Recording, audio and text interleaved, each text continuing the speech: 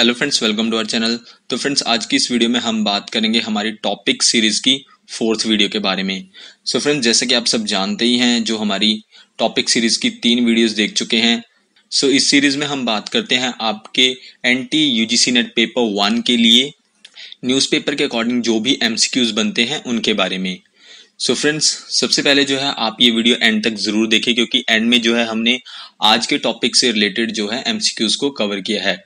और साथ ही साथ फ्रेंड्स, ये क्वेश्चंस जो हैं, अगर आप किसी और कॉम्पिटिटिव एग्जाम यानी कि किसी और गवर्नमेंट जॉब की तैयारी कर रहे हैं, सो उसमें भी जो है ये क्वेश्चंस आपके लिए काफी हेल्पफुल रहेंगे। सो फ्रेंड्स, आज की इस वीडियो में हम बात करेंगे WEF global energy transition index 2019 के बारे में, यानी कि वैश्विक ऊर्जा संक्रमण सूचकांक 2019 के बारे में। सो फ्रेंड, WEF का फुल फॉर्म है वर्ल्ड इकोनॉमिक फोरम, जहां पर वर्ल्ड इकोनॉमिक फोरम द्वारा जो है ग्लोबल एनर्जी ट्रांजिशन इंडेक्स जारी किया गया है। तो सबसे पहले हम बात करेंगे, India is ranked 76th in the global energy transition index of the World Economic forum. So friends, India का जो रैंक है इस इंडेक्स में वो है 76th। नेक्स्ट जो है, India has jumped 2 places compare to the previous index. अगर हम पिछले साल के इंडेक्स की बात करें या पिछले इंडेक्स की बात करें, तो उसके कंपेयर में जो है इंडिया ने जो है 2 स्थान का सुधार किया है। In the new edition of the annual index released by the World Economic Forum, Sweden also remained on the top this year. और अगर हम इस बार के इंडेक्स की बात करें, जहां पर जो है स्वीडन फिर से फर्स्ट प्लेस पर है। लास्ट ईयर भी जो स्वीडन है वो फर्स्ट प्लेस पर था, और इस बार भी जो स्वीडन है वो फर्स्ट प्लेस पर है। नेक्स्ट है, in the annual list compiled bye Geneva based world Economic forum, 115 economics have been ranked so capable for balancing the path of energy security and environmental sustainability and strength। यानी कि world Economic forum जो है Geneva based है, जहां पर जो है इस इंडेक्स में 115 कंट्रीज जो हैं शामिल थी। यानी कि भारत का जो है 76वां रैंक है 115 कंट्रीज में से। इस इंडेक्स में देखा जाता है कि ये कंट्रीज जो हैं ऊर्जा सुरक्षा तथा पर्यावरणीय स्थिरता और सामर्थ्य के मार्ग, यानी कि energy security and environmental sustainability and strength को संतुलित करने में, यानी कि बैलेंस करने में जो है कितने सक्षम हैं, यानी कि कितने जो हैं केपेबल हैं। सो इस अकॉर्डिंग जो है ये ग्लोबल एनर्जी ट्रांजिशन इंडेक्स जो है जारी किया जाता है।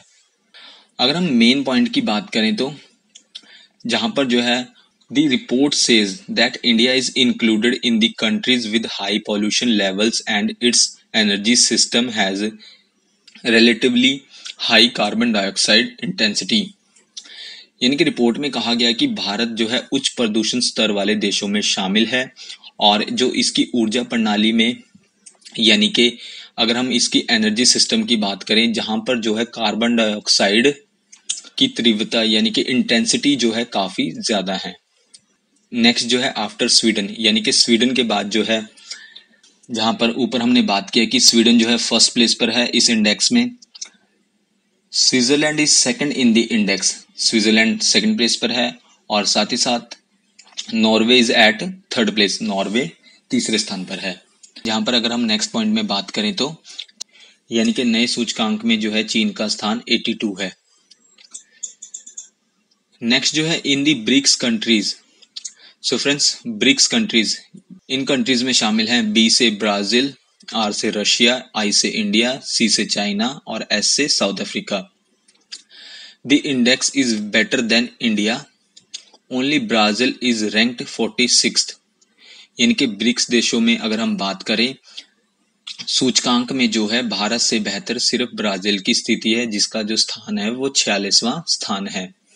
नेक्स्ट है, although India is one of the few selected 5 countries whose position has been better than the previous index। और साथ ही साथ जो है भारत उन चुनिंदा 5 देशों में से एक है जिसका स्थान पिछले सूचकांक की तुलना में बेहतर हुआ है। नेक्स्ट अगर हम बात करें, तो Britain ranked 7th in this index, यानी कि ब्रिटेन जो है 7वें स्थान पर है। सिंगापुर एट 13th, सिंगापुर 13वें स्थान पर है। Germany eight 17th, Japan 18th, और यूएसए जो है 27वें नंबर पर है इस इंडेक्स में। नेक्स्ट है, इन Asian countries Malaysia is ranked 31, Sri Lanka का रैंक 60 है, बांग्लादेश का 90 है और नेपाल जो है 93 नंबर पर है। नेक्स्ट पॉइंट है हमारा, the index says that compare to 5 years ago energy medium has become expensive all over the world and has become more harmful for the environment. However, the availability of energy has already improved and now there are fewer than a billion people who do not have access to electricity. यानी कि सूचकांक में कहा गया है कि 5 साल पहले की तुलना में दुनिया भर में ऊर्जा माध्यम महंगे हुए हैं। अगर हम पिछले 5 सालों को कंपेयर करें तो जो ऊर्जा के सोर्सेज हैं, मीडियम्स हैं एनर्जी के, वो महंगे हुए हैं और पर्यावरण हेतु अधिक नुकसानदेह हो गए हैं और जो कि इन्वायरमेंट को काफी नुकसान पहुंचा रहे हैं। हालांकि ऊर्जा की उपलब्धता पहले से बेहतर हुई है। अगर देखा जाए तो एनर्जी जो है अब पहले के तुलना में जो है, यानी कि पहले के कंपेयर में जो है अब ज्यादा उसकी अवेलेबिलिटी है, यानी कि उपलब्धता है। और 1 अरब से कम लोग ही ऐसे हैं जिनके पास जो है बिजली अवेलेबल नहीं है, यानी कि इलेक्ट्रिसिटी मौजूद नहीं है। यानी कि अब जो है वर्ल्ड में सिर्फ 1 बिलियन ही लोग ऐसे रह गए हैं जिनके पास जो है अभी तक इलेक्ट्रिसिटी नहीं पहुंच पाई है। सो फ्रेंड्स, नेक्स्ट हम बात करेंगे वर्ल्ड इकोनॉमिक फोरम के बारे में, यानी कि वर्ल्ड इकोनॉमिक फोरम ये क्या है।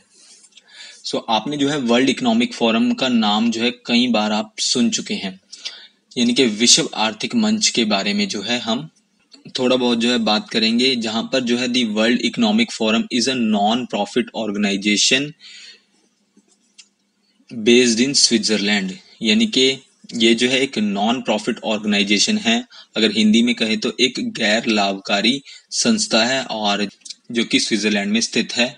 Its headquarters are in Geneva, इसका जो हेडक्वार्टर है वो जिनेवा में है और it has been recognised by Swiss officials as an international institution for a private public corporation, जहां पर जो है स्विस अधिकारियों द्वारा इसे जो है एक निजी सार्वजनिक सहयोग यानी कि प्राइवेट पब्लिक कॉरपोरेशन के लिए जो है एक अंतरराष्ट्रीय संस्था के रूप में, यानी कि एक इंटरनेशनल इंस्टीट्यूशन के तौर पर जो है मान्यता प्राप्त हुई है।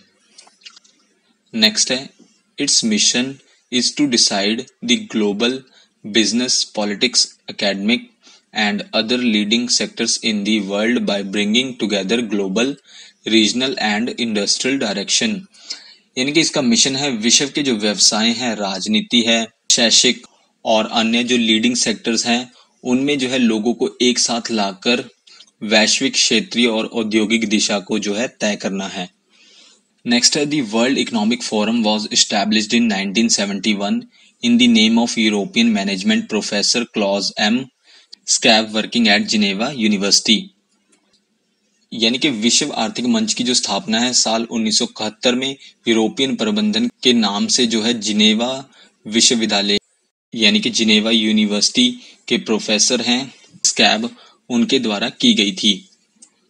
In that year, the first meeting of this organization was held with the courtesy of European Commission and the European Technology Association। यानी कि उस साल जो है यूरोपियन कमीशन और यूरोपियन टेक्नोलॉजी एसोसिएशन द्वारा जो है इस ऑर्गेनाइजेशन की जो है पहली मीटिंग हुई थी। नेक्स्ट है, the most discussed event of this forum is in the annual winter meeting. यानी कि इस फोरम का जो सबसे डिस्कस्ड इवेंट है वो होता है एनुअल विंटर मीटिंग में, यानी कि वार्षिक शीतकालीन बैठक में, जो कि which is organised at a place called Davos. यानी कि ये मीटिंग होती है दावोस प्लेस पर। दावोस जो एक टाउन है जो कि स्विट्जरलैंड में है। सो फ्रेंड्स, ये था वर्ल्ड इकोनॉमिक फोरम जिसके बारे में जो है हमने थोड़ा बहुत डिस्कस किया। वर्ल्ड इकोनॉमिक फोरम से रिलेटेड क्वेश्चंस जो हैं कई बार कॉम्पिटिटिव एग्जाम्स में पूछे जाते हैं। क्वेश्चंस जो है कुछ इस तरह से आते हैं जैसे कि वर्ल्ड इकोनॉमिक फोरम कब इस्टेब्लिश हुआ, इसका हेडक्वार्टर कहाँ पर है, किनके द्वारा इस्टेब्लिश किया गया था, या फिर जो है इस फोरम में किस तरह के इवेंट्स को जो है डिस्कस किया जाता है। सो फ्रेंड्स, नेक्स्ट हम बात करेंगे इस टॉपिक से रिलेटेड कुछ एमसीक्यूज के बारे में, जहां पर हमारा पहला क्वेश्चन है, what is India ranked in the global energy transition index of the World Economic forum, in short में WEF, यानी कि विश्व आर्थिक मंच के वैश्विक ऊर्जा संक्रमण सूचकांक में भारत को क्या स्थान दिया गया है? Option A 72, option B 74, option C 76, option D 78। So friends, जैसा कि हम ऊपर भी डिस्कस कर चुके हैं, सो इस बार जो है India option C 76th place पर है। सो फ्रेंड्स, हमारा नेक्स्ट क्वेश्चन है question number second, mark the correct statements about WEF global energy transition index 2019, जहां पर स्टेटमेंट ए कहती है, the global carbon dioxide emissions are expected to have increased by more than 2% in 2018, the highest since 2014, यानी कि वैश्विक उत्सर्जन 2018 में 2% से अधिक बढ़ने की उम्मीद है, जो 2014 के बाद सबसे अधिक है। स्टेटमेंट बी है, consumption of coal increased in 2018 after declining for 3 consecutive years, यानी कि लगातार 3 वर्षों तक गिरावट के बाद जो है 2018 में कोयले की खपत में जो है वृद्धि हुई है। ऑप्शन सी है, यानी कि ऑप्शन सी स्टेटमेंट है, the WEF said fossil fuels share of total primary energy supply at 81% has been constant over the past 3 decades, यानी कि WEF ने कहा है कि कुल प्राथमिक ऊर्जा आपूर्ति में जीवाश्म ईंधन की 81% की हिस्सेदारी पिछले 3 दशकों में स्थिर रही है। सो फ्रेंड्स, कोड्स जो है आप अपनी स्क्रीन पर देख सकते हैं। अगर आपको करेक्ट कोड पता है तो आप इसी वीडियो के नीचे हमें कमेंट कर इस क्वेश्चन का आंसर बता सकते हैं। सो फ्रेंड्स, इनमें से जो करेक्ट कोड है वो है कोड नंबर 3, जहां पर जो है कोड नंबर 3 कहता है कि ये सभी स्टेटमेंट्स जो हैं करेक्ट हैं। सो फ्रेंड्स, जहां पर स्टेटमेंट सी में जो है फॉसिल फ्यूल्स, इनमें शामिल है पेट्रोलियम, जिसमें आपका क्रूड ऑयल शामिल है, नेचुरल गैस जिसमें जो है मीथेन, इथेन, प्रोपेन, ब्यूटेन, ये नेचुरल गैसेस जो हैं शामिल हैं, और साथ ही साथ कोल जो है जीवाश्म ईंधनों में शामिल है। और फ्रेंड्स, जहां पर जो है फॉसिल फ्यूल्स यानी कि जीवाश्म ईंधनों को बनने में जो है 300 मिलियन ईयर्स यानी कि 300 मिलियन साल का जो है वक्त लगता है। जहां पर जो है प्लांट्स और एनिमल्स के जो अवशेष होते हैं, यानी कि एनिमल्स के जो मरने के बाद अवशेष बच जाते हैं, उनसे जो है 300 मिलियन साल के बाद जो है क्रूड ऑयल मिलता है।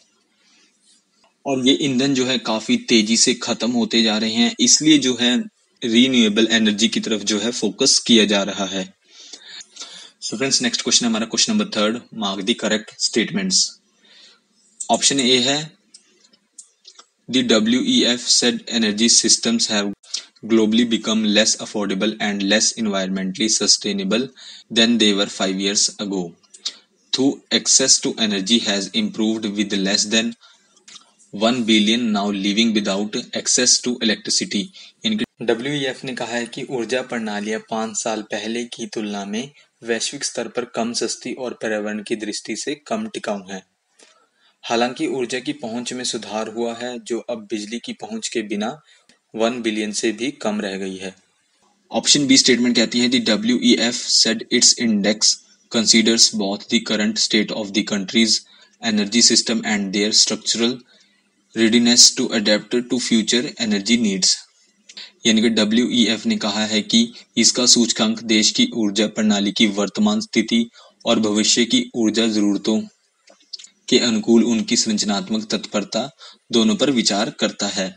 ऑप्शन सी कहता है कि with in Asia Malaysia is ranked highest eight 41st, Sri Lanka is 60, Bangladesh 90 and Nepal 83rd।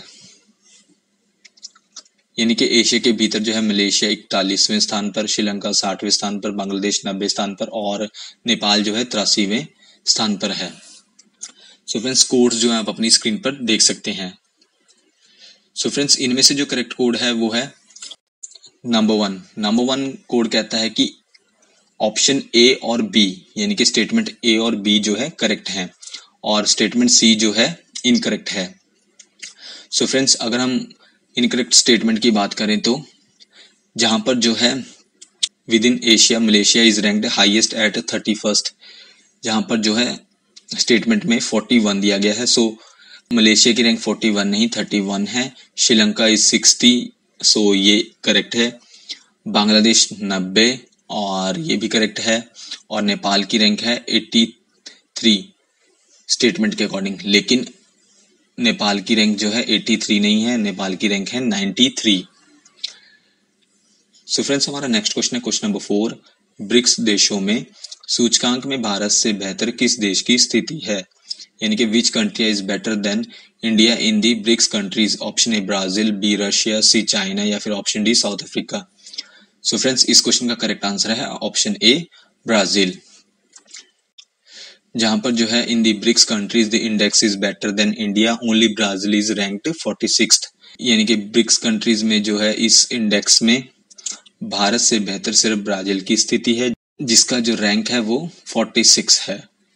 BRICS countries में शामिल है ब्राजील, रशिया, इंडिया, चाइना और साउथ अफ्रीका। ये जो है हम ऊपर भी बात कर चुके हैं। सो फ्रेंड्स, ये थी हमारी आज की वीडियो। नेक्स्ट वीडियो जो आपको जल्दी चैनल पर मिल जाएगी। So thank you friends for watching this video. अगर आपको वीडियो पसंद आई तो आप वीडियो को लाइक कर सकते हैं, वीडियो को शेयर कर सकते हैं। अगर आपका कोई क्वेश्चन है तो आप इसी वीडियो के नीचे हमें कमेंट कर अपना क्वेश्चन पूछ सकते हैं। और साथ ही साथ आप हमारे चैनल को सब्सक्राइब कर लीजिए, और सब्सक्राइब करने के बाद एक बेल आइकन का ऑप्शन आता है, आप उसे भी प्रेस कर लीजिए, ताकि हम फ्यूचर में कोई भी वीडियो अपलोड करें उसकी नोटिफिकेशन जो है आपको मिल जाए।